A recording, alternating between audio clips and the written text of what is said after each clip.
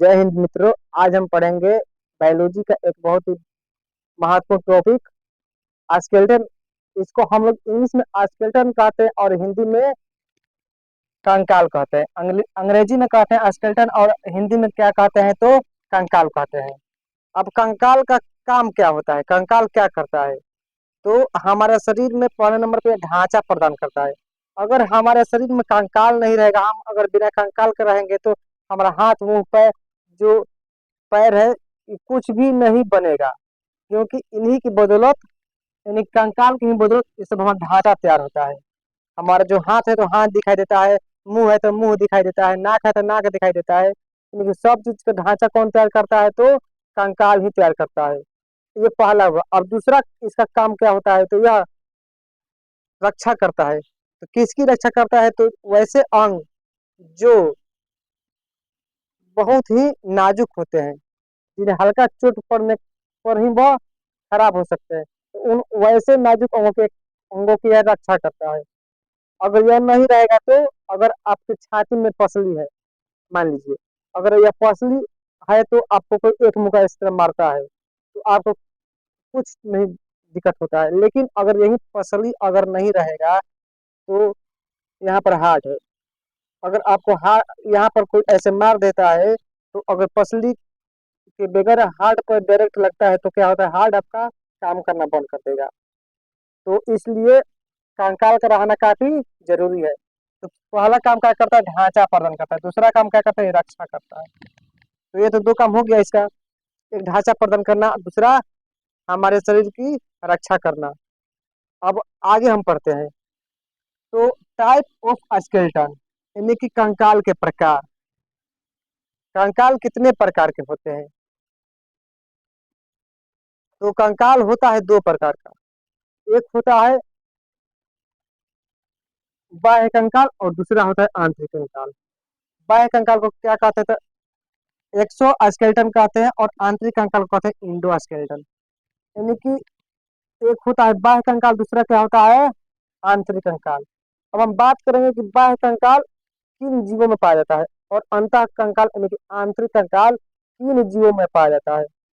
तो बाह्य कंकाल छोटे जीव, कीड़ा मकोड़ा, इन सब में पाया जाता है। मान लीजिए एक खटमल है, तो खटमल में बाह्य कंकाल होगा कि अंतः कंकाल होगा?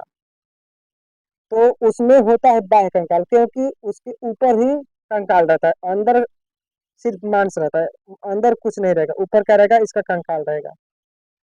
जो आप दोहना देखते हैं पानी में, वो किस कंकाल का बना होता है? तो वो भी बाह्य कंकाल का बना होता है, क्योंकि ऊपर का भाग उसका क्या होता है, कठोर होता है, और अंदर का भाग जो होता है नाजुक होता है, इसलिए वो अंदर रहता है।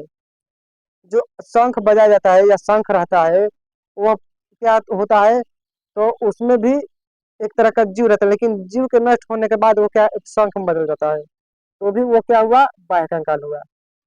मच्छर को आप देखते हैं तो मच्छर भी एक तरह का बाह्य कंकाल है। कभी कभी आप देखते हैं कि आपको काट देता है तो आप मारते हैं तो उड़ जाता है, लेकिन कभी कभी यहाँ पर फोटो कॉपी कहीं भी आ जाता है, तो वह भी क्या है, बाह्य कंकाल है, क्योंकि उनमें ऊपर ही हड्डियां रहती है, इसलिए उसे बाह्य कंकाल कहते हैं।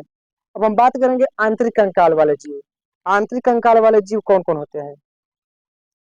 तो मनुष्य, बड़े पशु पक्षी, ये सब क्या है, आंतरिक कंकाल वाले जीव हैं। क्योंकि मनुष्य के सबसे ऊपर त्वचा रहता है, त्वचा के बाद मांस, मांस के बाद हड्डी रहता है।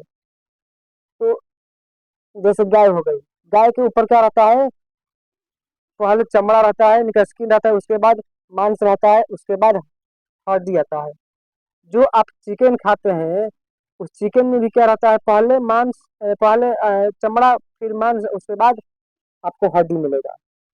तो ये आंतरिक कंकाल में कीड़ा मकोड़ा हो जाते हैं, और बाह्य कंकाल में कीड़ा मकोड़ा, और आंतरिक कंकाल में मनुष्य, पशु पक्षी। कुछ ऐसे जीव होते हैं जो बाह्य कंकाल से भी बने होते हैं और अंतः कंकाल से भी बने होते हैं। उन जीवों को हम क्या कहते हैं? जैसे मान लीजिए कछुआ। कछुआ का जो ऊपरी भाग रहता है वह बाह्य कंकाल का बना होता है, लेकिन जो आंतरिक भाग रहता है वो अंतः कंकाल का बना होता है।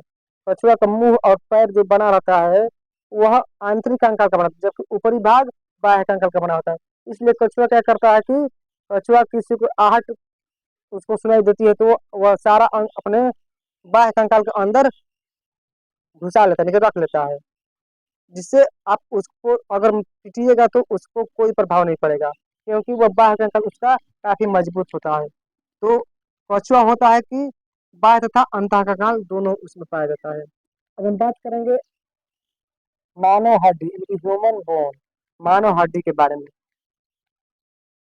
तो मानव का हड्डी दो प्रकार का होता है, एक होता है मुलायम और दूसरा होता है कठोर। तो कठोर हड्डी को हम क्या कहते हैं? अस्थि कहते हैं। जो कठोर हड्डी होता है उसे हम लोग हड्डी कहते हैं, और इंग्लिश में क्या कहते हैं इसे हम लोग? तो बोन कहते हैं। क्या कहते हैं हम लोग? बोन कहते हैं। इसमें ओसिन नामक प्रोटीन पाया जाता है। कौन सा प्रोटीन? तो ओसिन नामक प्रोटीन। और यह कैल्शियम कार्बोनेट का बना रहता है। जो कठोर हड्डी होता है वह कैल्शियम कार्बोनेट से बना होता है, इसलिए वह कठोर होता है। और जो इसमें मुलायम हड्डी होता है उसे हम लोग उपास्थि कहते हैं, जिससे कि हम मुलायम हड्डी भी कहते हैं। जैसे कि कान की हड्डी हो गया, नाक की हड्डी हो गया, ये भी एक तरह का हड्डी है, लेकिन यह जैसे कि एक होता है प्रधानमंत्री, उसके बाद आता है उप प्रधानमंत्री या राष्ट्रपति, उपराष्ट्रपति, ठीक उसी प्रकार ये क्या है? एक तरह का उपास्थि है। ये अस्थि नहीं उपास्थि है। और इसमें क्या पाया जाता है? तो कैल्शियम फास्फेट